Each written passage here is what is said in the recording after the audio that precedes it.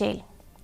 Meghalaya Power Minister A.T. Mondal yesterday informed that from September 1st, the hours of load shedding will be rescheduled.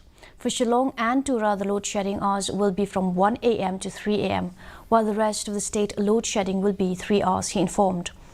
Meghalaya presently is facing a power crisis. Load shedding is likely to continue due to a lack of power supply. However, the Meghalaya Energy Corporation Limited has decided to reduce the load shedding in phased manner.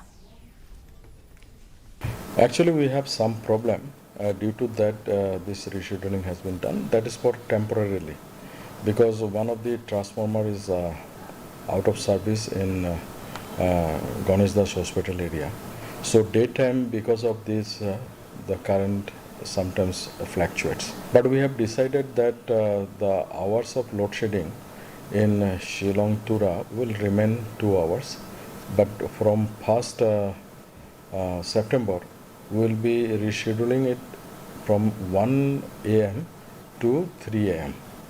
And rest of the state, it will be brought down to 3 hours now. So this problem which is happening daytime, this is because of this maintenance work and all these things. Leader of the opposition